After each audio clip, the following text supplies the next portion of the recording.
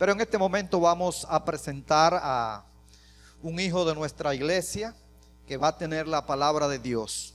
Se trata del pastor José Miguel Portorreal. Él con nosotros. Buenos días, mis queridos hermanos. Un placer estar aquí en esta mañana. Hace muchos años que no he estado en esta plataforma, pero hoy se me ha presentado la oportunidad y para mí es un gran privilegio. Es hermoso ver a la iglesia completa. Tuve una tremenda sensación de alegría cuando vi a Giovanni bajar a las aguas bautismales y creía que había visto a alguien más por aquí. Creía que había visto a Adamari Luna, pero está Adamari Luna, que estábamos planeando, mi esposa y yo, mírenla allá donde está, que estábamos planeando visitarla allá, y mi prima que está detrás de ella, se mira. Es un privilegio estar aquí. Estoy muy gozoso y le pido al Señor que siga hacer que esta iglesia progrese.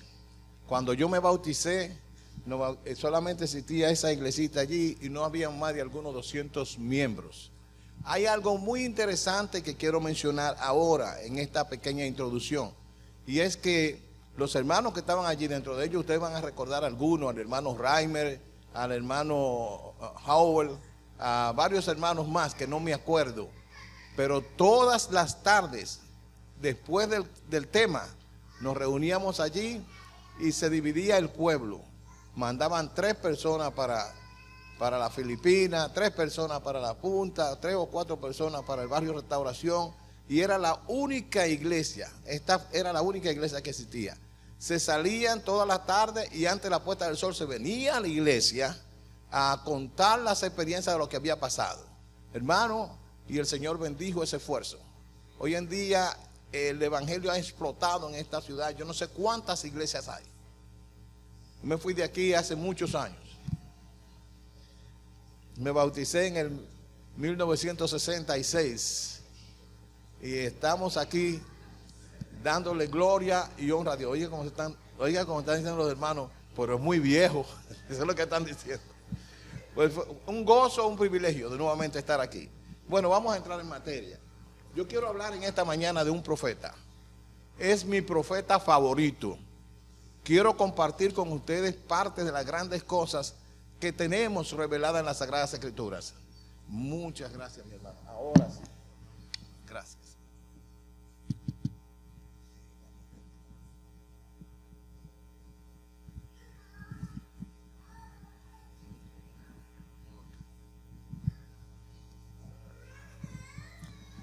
Este es un hombre,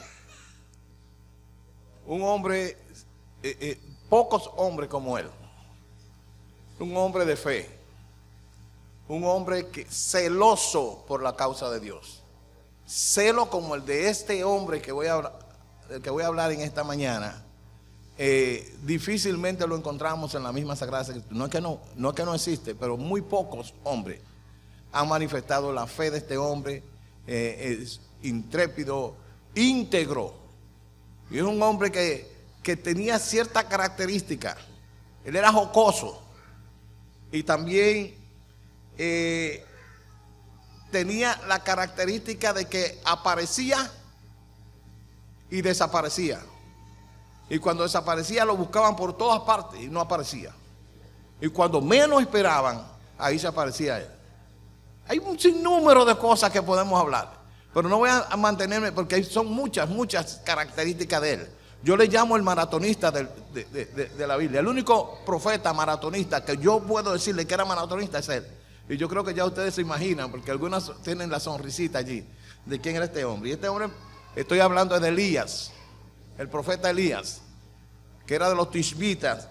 Dice aquí el libro de Primera de Reyes, el capítulo 17, nos habla de Elías allí. Dice que entonces Elías Tisbita, que era de los moradores de Galaad, dijo a Acab: vive Jehová tu Dios, vive Jehová Dios de Israel, delante del cual estoy, que no habrá lluvia ni rocío durante todos estos años. Ahora vamos a entrar en unos detalles que son sumamente necesarios.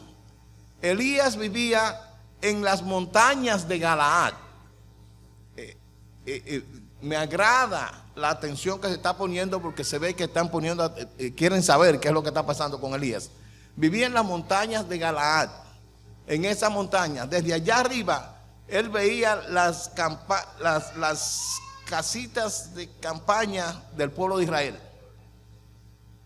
Oraba a Dios todos los días por ese pueblo. ¿Pero por qué él hacía eso?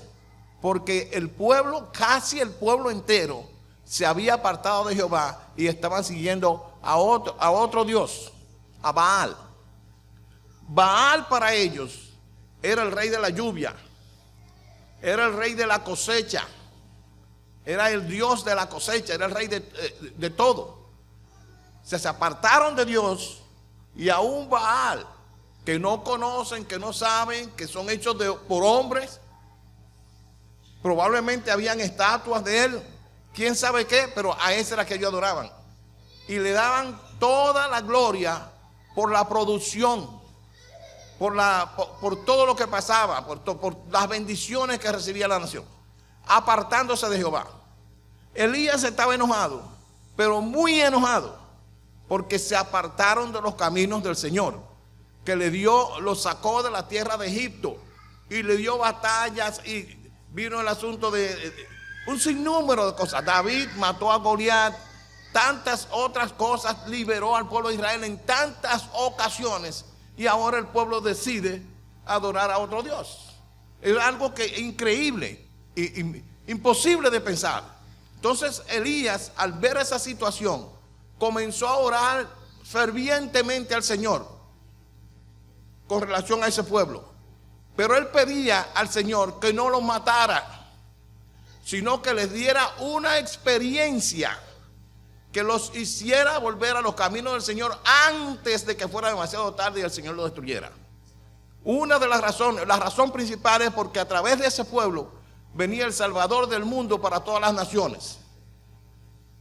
Entonces aquí había un peligro, y era un peligro claro, increíble.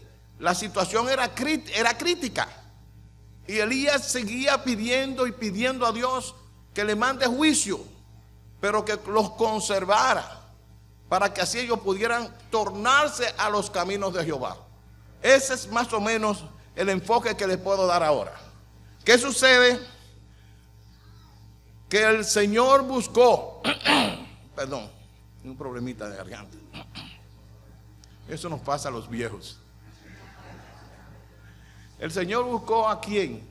Cuando el Señor buscó a quién enviar, no encontró a nadie más apto que a Elías. Su celo, su devoción, su entrega, su consagración, su lucha, sus oraciones por el pueblo, para que el Señor haga algo y el pueblo no se perdiera, sino que volviera a los caminos del Señor. Así que el Señor lo mandó, y lo mandó con un mensaje al rey. Cuando Elías recibió el mensaje del Señor, no puso lugar a duda. Inmediatamente aceptó y bajó con la ira que tenía contra aquellos que no adoraban al Dios verdadero. Bajó a través de la montaña con aquellas vestimentas de los antiguos, de los profetas del Antiguo Testamento. Bajó, su fe fue probada. No fue fácil, pero fue probada. Cuando él bajaba, él veía el verdor de los árboles. Nunca antes se habían secado. Veía la fuente de los manantiales, veía los arroyos, la hierba, el verdor, veía todo esto. Parecía que estaba más allá del poder de la sequía, pero no le dio lugar a duda, sino que siguió caminando según el Señor lo había encomendado. Es interesante que este viejo profeta, con ese tipo de vestidura, no era cualquiera que podía penetrar, ni siquiera llegar a los atrios del palacio. Pero él penetró, y penetró porque uno más grande que el rey de Israel lo había comisionado, lo había enviado. Cuando él entró, los guardias ni se dieron cuenta, no le pusieron atención. Penetró con un mensaje del cielo, y cuando entró allí, Le estoy diciendo esto porque no lo puedo leer todo, y la Biblia no lo dice todo, esto es una combinación de otros libros, el libro de profecía y tantas otras cosas más. Él se paró frente al rey. El rey quedó sorprendido. Yo me imagino, esa es mi imaginación, que el rey quizás estaba comiendo algunas frutas o nueces y tenía quizás doncellas echándole fresco, quién sabe en lo que él estaba, pero él no estaba en esto de que de repente iba a venir un misionero del Señor. Se paró Elías, levantó su mano y le dijo lo siguiente, lo mismo que dice aquí. Dice, vive Jehová, Dios de Israel, en el versículo 1 del capítulo 17. Vive Jehová, Dios de Israel, delante del cual estoy, que no habrá lluvia ni rocío en estos años, sino por mi palabra. ¿Por qué el Señor usó la lluvia y el rocío? Porque exactamente ese era el crédito que ellos le daban a Baal. Le estaba dando exactamente en el corazón de la fe que ellos habían creado, una fe falsa, para destruir las esperanzas del cielo para este mundo. ¿Y qué sucede? Que antes de que el rey reaccionara y dijera agárrenlo, antes de que el rey reaccionara y dijeran agárrenlo, Elías había desaparecido. Gracias, mi hermano. Elías había desaparecido. Cuando Acab buscó a Elías por todas partes, era el rey de Israel, Acab, era el esposo de la mujer más mala que nos revela la Biblia, Jezabel. Era hija de un sacerdote de los sidonios, otros idólatras, y era mala, hacía cosas y le provocaba y mentía, hacía todo lo malo, y tenía 400 profetas falsos que comían en la mesa del rey de Jezabel todos los días. Y ella se enojó terriblemente con Elías y quería que Acab destruyera a Elías. Así que comenzó la búsqueda. Se buscó a Elías por todas partes del reino y no aparecía. Aparte de eso, el rey pidió, oigan bien mis hermanos, escuchen, él pidió a todas las naciones circunvecinas que le buscaran a Elías y que le juraran que Elías no estaba en esas naciones. Y esa gente buscaron a Elías por todas partes, todas esas naciones. Y vinieron al rey y le dijeron, Elías no está en nuestra tierra. Así que imagínense, fue una terrible persecución, una cacería. Quiero decirle que Elías representa, vamos a decir, un tiempo de reforma en Israel. Estaban adorando a otros dioses y él luchó y Dios los bendijo por su devoción y su lucha y lo bendijo, le dio poder y para lograr esa reforma en Israel, que era el pueblo de Dios. Así que se dedicó totalmente su vida y todo. A veces nosotros trabajamos, luchamos, ahorramos, tenemos proyectos, compramos, hacemos cosas, queremos levantar dinero y es con un propósito. Elías puso todo lo que él tenía. A veces los propósitos que tenemos nosotros no son necesariamente para el Señor. A veces yo le digo, yo le doy la mitad al Señor y con la otra mitad me quedo yo.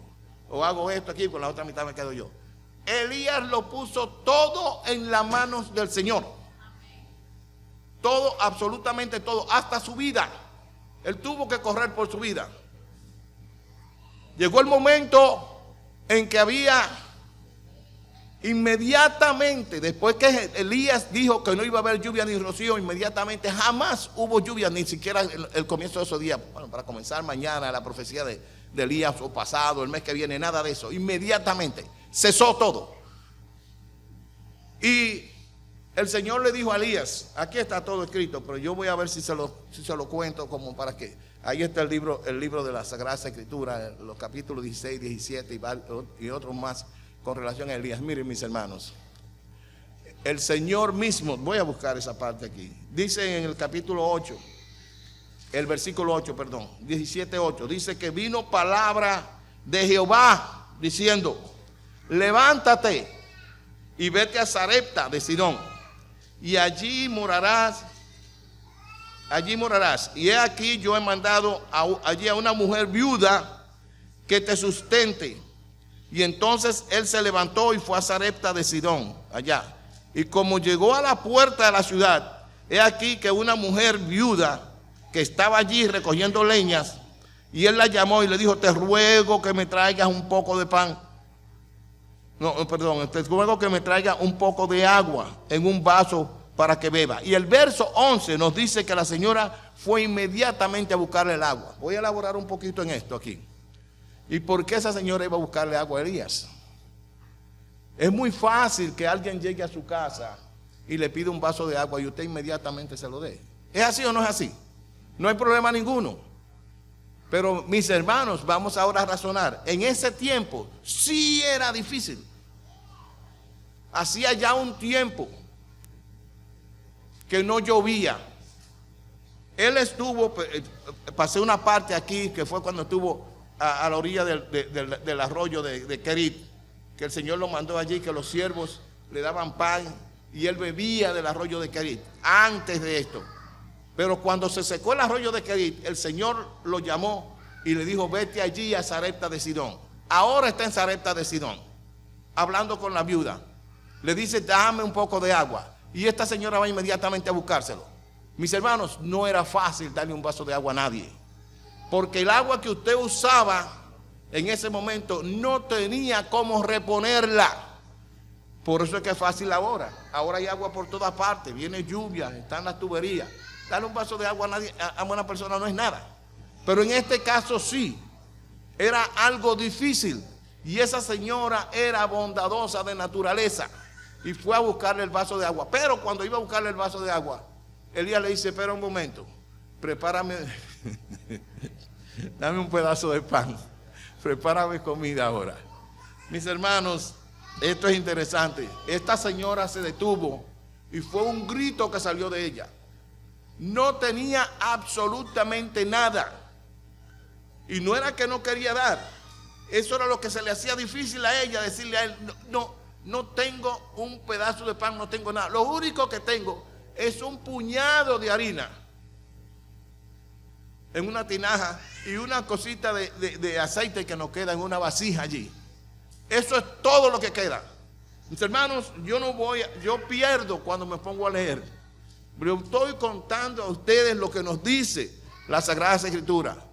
Mis hermanos, dice que Elías le dijo a ella,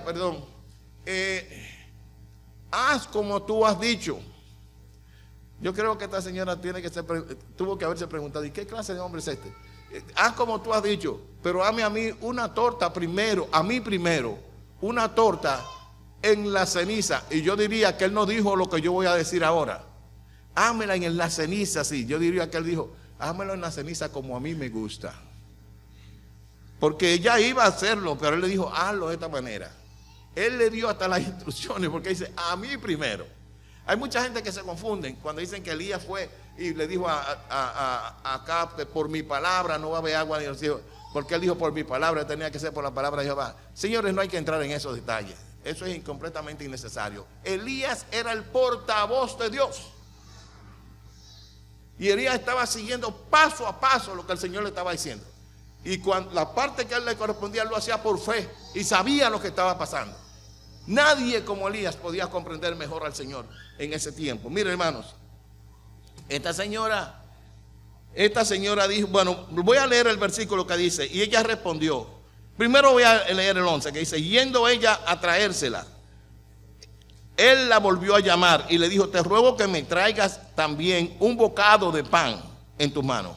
Y aquí es el verso 12 que ella le contesta, dice: y ella respondió: vive Jehová, Dios de tuyo, que no tengo pan cocido, solamente un puñado de harina tengo en una tinaja y un poco de aceite en una botija. Y ahora recogía 2 leños para entrar y aderezarlo, o sea, prepararlo para mí y para mi hijo, para que lo comamos y muramos. Porque ella dijo: para que lo comamos y muramos, porque no había nada más, no había de dónde sacar. no había alimento. Ya esto era lo último que quedaba. No sé cuántos de ustedes han tenido la experiencia de que a veces se acaba el dinero, se acaba algo y ya no hay más nada. ¿Qué vamos a hacer? Pero ni siquiera que ella podía hacer eso. Era una señora viuda. Estaba sola. Estaba recogiendo esa leña. Es increíble. Pero sí le digo que vale la pena. Perdón. Vale la pena entrar en las Sagradas Escrituras. Vale la pena penetrar allí.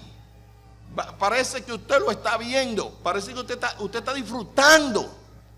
Parece que está allí dentro de lo que está sucediendo allí. Es interesantísimo. Y no olvidemos lo que dice la palabra de Dios, que nos dice que las cosas que antes fueron escritas fueron para nuestra enseñanza. El Señor nos está mostrando esta experiencia para crear fe en cada uno de nosotros, porque vienen tiempos difíciles. Lo entendamos, lo comprendamos, no lo entendamos, pensemos en esto. Esta experiencia de esta señora, esta experiencia de Elías, esa lucha que tuvo Elías, era el Señor preparando a Elías para esa reforma, pero también mostrando a nosotros cómo es que el Señor trabaja. Para que nosotros, aún en estos tiempos, al leer esto, tengamos fe en el Señor. Seamos íntegros de corazón. Nos entreguemos totalmente en sus manos. Podamos confiar en Él. Porque no hay de dónde, no hay en nada más, en nadie más se puede confiar. Solamente en el Señor. Así que seguimos adelante. Dice que había leído, dice, Elías, bueno, le dijo: no tenga temor, ame a mí uno primero. Y ella lo hizo así. ¿Saben lo que pasa, hermanos? Yo no voy a leer otra vez. Tengo la tentación de leer y de seguir explicando. Pero miren, hermanos, dice la palabra de Dios aquí. Dice que entonces ella se fue e hizo como le dijo Elías. Y él comió, y ella y su casa comieron muchos días. En el verso 16 es lo más grande que yo encuentro de la experiencia con esta señora. Dice que la tinaja de la harina no escaseó. Oigan bien, no escaseó, ni menguó la botija del aceite, conforme a la palabra de Jehová que había dicho a Elías. Tomó mucha fe, hermanos. Tomó mucha fe para esta señora ir a buscar harina, sabiendo que ayer no dejé nada. Eso es fe. Y esa es la fe que el Señor quiere que nosotros desarrollemos. A buscar aceite, a currir el aceite, sabiendo que ayer no dejé. El Señor no llenó la tinaja de harina. El Señor no llenó la botija de aceite, porque así sí es fácil. El Señor lo hizo, y como lo hizo fue de una manera maravillosa, para que su pueblo hoy aquí en San Pedro de Macorís pueda comprender que en verdad hay un Dios en el cielo. Y que ese Dios lo hizo con ellos allá y lo hace con nosotros hoy aquí. No importa cuáles sean las circunstancias, no importa los ejércitos que anden detrás de usted. En ese tiempo estaba el rey buscando con todo su ejército, con todo lo que pudiera Elías. Pero Elías estaba seguro en la mano del Señor. Leía una parte en Primeros Escritos que dice que llegará un momento cuando los hijos de Dios van a ser perseguidos de una manera tal, y los grupos armados estarán frente a frente a los hijos de Dios, listos para matar, para destruir. Pero dice el Espíritu de Profecía que ellos no veían una cohorte de ángeles, que para poder llegar a ellos tienen que pasar por esa cohorte de ángeles. Solamente el Dios del cielo hace cosas así. Mis hermanos, interesante. No sé cuántos de ustedes lo están sintiendo, que la presencia de Dios a medida que penetramos en esto aquí. Y así dice que luego, paso al capítulo 18, dice que después de muchos días el Señor le dijo a Elías: ve y muéstrate acá. Saben, lo han buscado por todas partes, no aparece el hombre, no aparece por ninguna parte. Esa característica me llama a mí la atención. Solo un hombre de fe, de tal fe, se pueden manifestar esa cosa. Con un hombre de tal fe se puede manifestar esa cosa. Entonces Elías se fue a aparecerse allá. Vamos a ver. Dice que sucedió que después de algunos días, el verso 1 del capítulo 18, dice que vino la palabra de Jehová a Elías en el tercer año. Ya van 3 años sin agua, sin lluvia, ni rocío. Los árboles, las hojas ya no existen. Son los árboles me imagino pelados, porque en 3 años, imagínense. La tierra, cuando no hay agua y se seca, se va endureciendo y se agrieta. Se agrieta. No había forma. Es increíble lo que estaba pasando. Pero Elías estaba seguro en la mano del Señor. Así estaremos nosotros, no importa lo que venga. Hermano, yo no puedo describir lo que va a venir. Eso está mucho más allá de mí. Pero si nosotros buscamos, si penetramos aquí, si penetramos en el espíritu de profecía, si oramos, si nos mantenemos en contacto con el Señor les revela a sus hijos. Dice la palabra de Dios, Amós 3:7. ¿Qué es lo que dice Amós 3:7? Porque nada hará el Señor Jehová, si que antes, ¿qué cosa? Se lo revele a sus hijos. Pero bueno, entonces nosotros somos más que privilegiados. Tenemos la seguridad. No es un asunto que simplemente a veces lo leemos y lo repasamos y como que no pensamos, como que no nos damos cuenta. Pero es bueno tomar tiempo, orar, tomar tiempo, analizar, leer y volver a leer, chequear, pensar y volver a agarrarlo. Pero ven acá, y es esto lo que dice. Dice que es el Señor del cielo, el Todopoderoso, el que creó los cielos y la tierra, y el que creó todos los árboles frutales, el sol, la luna, las estrellas, el que nos da el oxígeno, el que nos da todo. Él dice que no hará nada sin que antes se los revele a sus hijos. Y nosotros somos sus hijos. De alguna manera vamos a saber la verdad. El Señor hace grandes cosas. Y yo les voy a contar algo a ustedes. Les voy a hacer un paréntesis aquí. Hace muchos años, yo en mi casa nadie venía a la iglesia, pero yo tenía a mi abuelita. Mi abuelita vivía en otra casa. Iba a mi casa, invitaba a mi mamá, a mi papá, a mis hermanos, a mis hermanas. Nadie venía a la iglesia. Y yo era el más chiquito y me traía aquí en pantaloncitos cortos allí. Y yo le voy a decir una cosa. Hay algo que por lo que yo le doy gloria a Dios. En aquel tiempo no existía la tecnología que existe ahora. Las muchachas de la iglesia, que eran poquitas, preparaban allí atrás unos cartones y los cubrían con unos flaneles. Y cortaban durante la semana las figuritas que iban a presentarle para darnos clase a nosotros, que éramos los pequeños.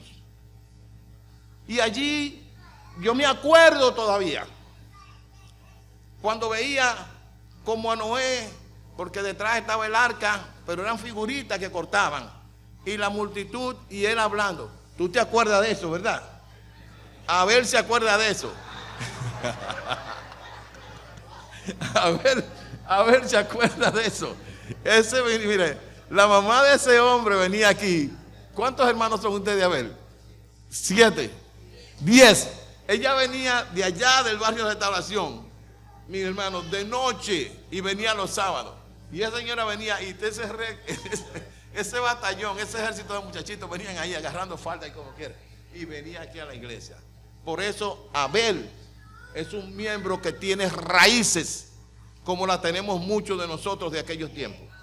Hermanos, déjenme seguirle diciendo. Mi abuelita me traía sábado tras sábado. Y yo disfrutaba, lo que yo esperaba era eso. Ahí está la historia de Zaqueo, la historia, todas esas historias en flanelita, en cositas así, sencillísimo. No se gastaba gran dinero, pero el Señor proveyó ese medio. Y en ese medio esas historias se sembraron aquí en mi mente. Se sembraron, las disfruté. Yo pensaba en la semana entera venir ahí a sentarme ahí para escuchar, y con la dulzura que esas muchachas lo hacían. Era algo maravilloso. El Señor nos ha dado las herramientas necesarias para que nosotros prediquemos el Evangelio. Volví y decía que de aquí se salía y se iba a todas partes a predicar el Evangelio, a visitar gente. Cuando las muchachas algunas venían con el cabello rojo del polvo de allá del barrio de Instalación, de las Filipinas, de todos esos lugares. Y cuando venían aquí, ahí se contaban las historias. El que acaba de morir no hace mucho, el padre del pastor Cornieles, él era uno de esos, andaba en su bicicleta. Habían un grupo, Raimer estaba, un grupo de personas salían. Yo digo que yo no creo que se está haciendo lo mismo, porque si se estuviera haciendo lo mismo, cada una de estas iglesias, yendo a diferentes áreas, las cosas fueran mayor. Ahora yo no sé cuántas iglesias hay, pero yo estoy seguro que se hubiera duplicado. Si nosotros tenemos que promover eso, nosotros tenemos que promover ese espíritu, ese incesante deseo de llevar la palabra de Dios a otros lugares. Yo seguía viniendo con mi abuela hasta que ya llegué 8, 9 años, 10 años. Mi abuela ya no podía venir más, estaba muy mayor, sus rodillas no le daban, pero yo seguía viniendo. Y le voy a contar esto. Aquí estaba uno de los diáconos, el hermano Pancho, que algunos de ustedes se recordarán de él. Era un señor que no había estudiado, era un señor que él vendía en el mercado. Se levantaba bien temprano, a las 5 de la mañana ya estaba preparando sus cosas allá en el mercado, el hermano Pancho. Y salía así. Él era el diácono que venía, abría la iglesia. Y muchas veces yo venía de noche, temprano, muy temprano, porque tenía el deseo, venía con mi Biblia. Pero cuando llegaba, yo me venía demasiado temprano. La iglesia estaba cerrada. Y a veces me daba vergüenza que me vieran. Ay, mírenlo ahí a ese. Eso se le mete el diablo a uno en la cabeza. Se van a reír de ti, que tú andas solo con una Biblia allí. Pero yo me quedaba ahí, me ocultaba. Les voy a decir la verdad, yo me ocultaba, para que no me vean, para que no digan. Pero cuando llegaba el hermano Pancho y abría las ventanas, era una felicidad. En el libro de Apocalipsis nos dice a nosotros, nos dice que las estrellas representan a los portadores del Evangelio, representan ángeles, y a los portadores son símbolos proféticos, a los portadores del Evangelio. Así que tanto hombres como mujeres, tanto ángeles como seres humanos, son representados por estrellas en los símbolos proféticos del Apocalipsis. ¿Y quién era? Bueno, ahí está. Jesús, refiriéndose a las 7 estrellas, decía: escribí al ángel de la estrella de tal iglesia y dile, yo conozco tus obras. Había un ángel. ¿Quién es ese ángel? Cada iglesia tenía un ángel. El ángel podía ser, no estoy diciendo quién era, pero digo, podía ser el pastor, podía ser el primer anciano, podía ser uno de los diáconos, podía ser la diaconisa, podía ser una de las hermanas, no importa que un ser humano. Y en mi experiencia me doy cuenta que se refiere a la persona más entregada, más consagrada de la iglesia. Ese era el ángel a quien Jesús le escribía, le decía a Juan: escríbele a ese ángel. Y le escribía. Hoy en día, ojalá y todos nosotros seamos ese ángel en la iglesia, pero tenemos el privilegio de cooperar con la obra de Dios. Mis hermanos, hay muchas cosas en la palabra de Dios. Les voy a hacer una pregunta que me surge ahora mismo aquí así. ¿Es cierto que el diablo tiene una cola? ¿Sí o no? Ahí está la pregunta hecha. ¿Tiene el diablo cola, sí o no? ¿Ah? Muchos dicen que no y otros dicen que sí. Tenemos que estar a una. ¿Tiene el diablo cola, sí o no? Bueno, pues ustedes se equivocaron, pues sí tiene una cola. En Apocalipsis 12 nos dice que arrastró con su cola. ¿Cómo es que dice Apocalipsis 12? Creo que 12:4. Que arrastró con su cola a la estrella del cielo, refiriéndose a esos ángeles que cayeron. ¿La tiene o no la tiene? Ahora, ¿Cuál es la cola del diablo? Ahora vamos a entrar en medio. Vamos a buscar en Isaías 9:15. Creo que Isaías 9:15. Vamos a ver si lo encuentro aquí. Isaías, el capítulo 9, el verso 15. A ver qué nos dice aquí. 9:15. Oigan lo que dice, lo voy a leer. ¿Lo tienen algunos? ¿Ya lo tienen? Miren lo que dice aquí. Escuchen por favor, hermano. Vamos a seguirnos concentrando, a ver si sacamos el provecho de esto aquí. Dice, el viejo y venerable de rostro es la cabeza. Y la última parte del versículo dice, y el profeta que enseña mentira es la cola.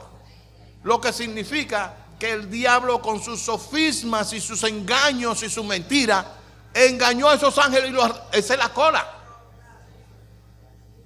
¿Sí o no? Esa es la cola, con sus engaños, porque dice que con su cola arrastró a los ángeles. ¿Cuál cola? Y aquí nos da Isaías 9:15, nos dice que el viejo venerable de rostro es la cabeza, y el profeta que enseña mentira es la cola. La mentira, los engaños, los sofismas del diablo es lo que arrastra a la gente a la perdición. Nosotros tenemos la Sagrada Escritura que nos dice la verdad, nos presenta la realidad aquí, la realidad que vivimos. Ay, no sé, me estoy saliendo del tiempo. La realidad que vivimos. ¿Y por qué nos dice eso? Porque es necesario para nuestra salvación. Es necesario que abramos los ojos, que veamos, que penetremos. No hay nada. La Biblia es una fuente inagotable de sabiduría. No se agota. Y aquí está. Usted lee, siga leyendo. Usted busca, siga buscando. Que un día se le va a aclarar. Yo tengo experiencia, no la puedo decir ahora. El tiempo, son muchas y el tiempo avanza. Pero sí, usted el día que menos piensa va a ver, y a veces no aparece nadie que diga nada. Simplemente usted dice, oh, pero mira, esto es exacto. Así me ha pasado a mí. Y aún personalmente yo lo puedo contar a ustedes, pero no puedo hacerlo aquí de la plataforma, pues el tiempo avanza. Mis queridos hermanos que me escuchan en esta mañana, vamos a buscar al Señor. Hay tanto más que yo tenía para hablar con ustedes de Elías, pero el tiempo avanza. Hay mucho más que hablar. Mucho. Se enfrentó con los profetas falsos. Se fue a la batalla. Le dice al pueblo, ¿hasta cuándo claudicaréis vosotros? Entre dos pensamientos: el mundo o la iglesia del Señor. En el día de hoy podemos decir así. ¿Hasta cuándo claudicaréis entre dos pensamientos? Si Baal es Dios, síganlo. Y si Jehová es Dios, pues sigamos a Dios. Mis hermanos, yo voy a concluir con esto. No me voy a extender más. Quiera el Señor del cielo iluminar nuestras mentes. Pero tenemos que pedir, tenemos que rogar al cielo. Hay muchos secretos en las Sagradas Escrituras. Hay muchos símbolos proféticos aquí. Y todos están para nosotros. Pero si yo no me preocupo por eso, ¿cómo el Señor no lo va a revelar? Vamos a buscar al Señor de corazón. Vamos a orar los unos por los otros. Yo soy el primero que necesito que me tengan en oración. Vamos a luchar como un solo pueblo. Vamos a prepararnos. Vamos a ir en grupos, solos como sea, a buscar las almas, a buscarla en el nombre del Señor, para que así nosotros seamos bendecidos de tal manera que un día podamos cruzar la frontera y encontrarnos del otro lado. Podamos cruzar el río, el Mar Rojo, como el pueblo de Israel lo hizo, y nos encontremos en el otro lado, en la Canaán celestial. Que Dios nos bendiga ahora y siempre. En su nombre. Amén.